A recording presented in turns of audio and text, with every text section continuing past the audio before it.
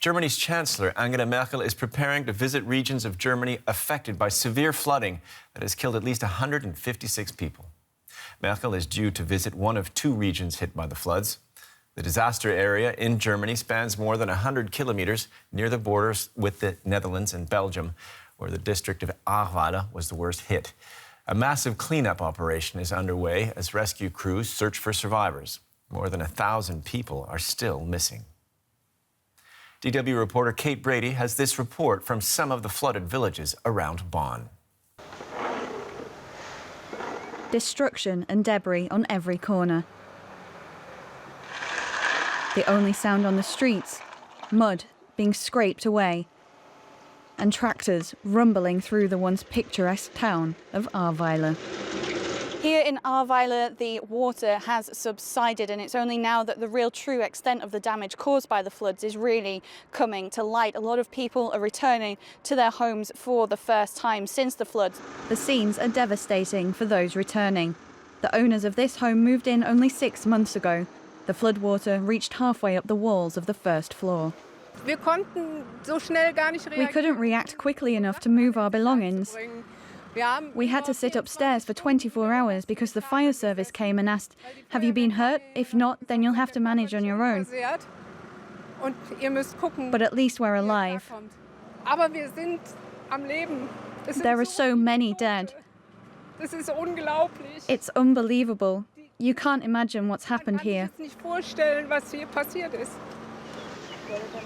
Volunteers, family and friends have travelled far and wide to Ahrweiler to help those affected. They're here clearing homes or supplying people with the basics. This morning I was handing out breakfast. Down by the river there was a family that couldn't come out of their house, so I got the supplies to them over the balcony via the garage roof. Many locals right now want financial help from the state, quickly and with as little red tape as possible. Further north, in Erfstadt, a donation bank at a school has been overwhelmed with clothes and food. The donations have stopped now because they just kept coming. It just became too much. There's definitely plenty of willingness to help. Some locals evacuated from Erfstadt this week are also being sheltered at the school. Many feel left in the dark. There should be an official from the city that you can talk to here, even if they don't have much new to say. But at least then you'd have the feeling that they care. We don't know whether we'll get in our house again at all. Can you even live there? Or is it all gone forever? For many of those affected, that question could take weeks, months, if not years, to be answered. And DW reporter Julia Saudelli is on the ground for us in Schuld, a town of 660 inhabitants. Julia, how's the situation there just a few days after the flooding? Yeah, where we're standing now, we're in the upper part of Schuld, of the town, and behind me one can see the devastation and all the destruction that the water has brought through the town. Some of the houses that were closer to the river have been completely swept away. Houses further back, further away from the water are destroyed up to the second floor. Some are completely gutted, filled with mud and debris. It's really a dramatic situation, and it's not only the destruction of things. The death toll has been growing still. The police in the area have said that only in the Ahrweiler area here where we are now, they have counted up to 110 deaths, and they expect the death toll to continue increasing. And they are currently searching the area with helicopters to try and recover any victims. Julia, German Chancellor Merkel is expected to visit the area where you are today. I'm going to come back to you in a moment, but we have some reaction from people dealing with this disaster there first. I think it's very important that our political leaders show up here. On one hand, to express personal sympathy, but also to get a picture of the situation on the ground themselves, and then, if necessary, to promise help. Financial help or government help via the Bundeswehr or via the Technical Relief Agency. If they bring shovels, buckets and brooms and lend a hand, I think it's fine that they come. But if they are just coming here to gawk, I don't think that's okay. then they should please stay away. And Angela Merkel, the German Chancellor, as we said earlier, is going to be visiting that town where you are now.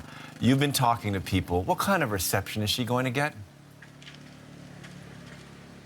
Well, some people are quite skeptical of her visit. They think it is just a photo opportunity during the election campaign and are not really convinced about her visit, while others think it's a good idea. It's an important show of solidarity and support. But what everyone here is telling me is that they want this support from the government to continue even after the next few days and weeks when the immediate rescue operations and cleanup operations are going to happen.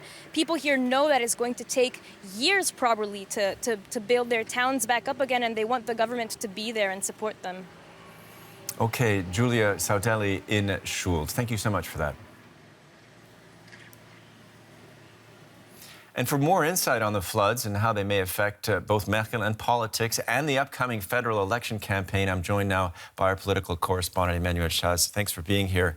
The Merkel's, let's say the party of Merkel's Christian Democratic Union has as its frontrunner Armin Laschet. He could be the next chancellor. He was, as we just said in the headlines, seen smiling during a somber speech by the German president about the floods. Explain this controversy. Yes, yesterday the German President Frank-Walter Steinmeier was presenting his condolences to the people affected. He was talking about how heartbreaking the situation was, not only for the people affected, but also for the entire country, for Germany. And then in the background, you had the front-runner candidate for the Conservatives, Armin Laschet, who also happens to be the state premier in North Rhine-Westphalia, the worst affected region, together with Rheinland-Pfalz, Palatinate. He was seen laughing in the background. So even though he promptly apologized and said that his attitude was inappropriate and that he wasn't laughing at the situation, well, this really irritated, to say the least, a lot of people. The video got 1 million views within hours yesterday, and this could be quite damaging for his campaign ahead of the elections. And would that perception of emotional disconnect really significantly hurt the Christian Democratic Union's chances, the whole party's chances, you think? Well, you know, it's not the first controversy since Thursday. He already was seen as being quite susceptible when journalists asked him about his environmental track record in North Rhine-Westphalia. And he said now wasn't the time and a place for political debate, yet he's a politician. So when then can you expect a debate on the question of climate change, which really is becoming more and more pressing? Also, you know, his track record in North Rhine-Westphalia is not very positive when it comes to environment. For example, he allowed coal mines to run up until 2038. Even if he came back on those declarations in May, you know, he's now the candidate for Germany to become a German chancellor. So he said that this phase out of coal mines, of coal energy could happen quicker, but he's not known as being a climate, an environmental policies maker. But it looks like the environment is being, the global warming, I should say, is being attributed as a cause of the flood, or contributing by almost all of the politicians in Germany. And since we're 2 months and a few days next to the next federal election, is it possible that this flooding and the tragedy in Germany will affect the outcome? Definitely. And how not to think about what happened almost 2 decades ago when Gerhard Schröder, who was then Chancellor and was running for a second mandate, revealed himself as the Krisenkanzler, the Chancellor of Crisis, when similar floods happened in Dresden. More than 30,000 people had to be evacuated, and on the ground you could see Schröder, who until then hadn't really led a very successful re-election campaign and who had a very positive track record during his mandate as Chancellor. Well, he really revealed himself as the crisis chancellor, and that's something that many were waiting to see Armin Laschet doing, and he hasn't quite risen to the occasion just yet, and that could really cost him a lot of votes in September. Okay, 2 months to go. We'll see how it all plays out against the backdrop of this tragedy. Thanks to Emmanuel Chaz. While some German towns begin to assess the damage and clean up, others further south are being hit by new flooding. In the southeast, in Saxony, rail lines are closed due to rising waters. A state of emergency has been declared in parts of the state of Bavaria. Across the border there, in Austria, flooding and heavy rains are causing serious damage. In the town of Hallein, close to the German border, a flash flood swept through the streets. People living there had already been warned to be careful and to avoid going into their cellars and basements.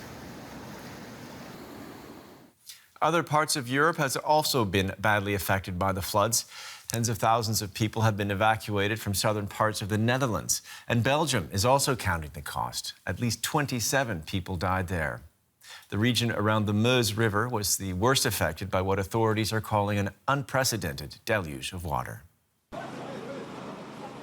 The floods have receded from the streets of Pepinster, leaving the mud behind. Residents are toiling to reclaim their homes, praying that the rain holds off. Days of heavy downpours turned this gentle stream into a raging torrent. Houses along the riverbank overwhelmed by the force of the water. Cars swept off the roads. Residents in shock. We've never seen anything like this before.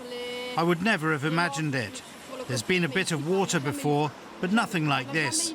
We could never have imagined the water up to the ceiling. It's a catastrophe. European Commission President Ursula von der Leyen came to take stock of the damage. And she's promising long-term help. Of course, the European Union has been helping with helicopters, with boats, but I just reassured the citizens that we will, of course, be here also for reconstruction. Outside assistance is welcome, but the community is pulling together to get through the worst. I'm really surprised, but very happy to see the solidarity that has developed. Honestly, it's amazing. The water is on its way out, but it will be a long time before things get back to normal.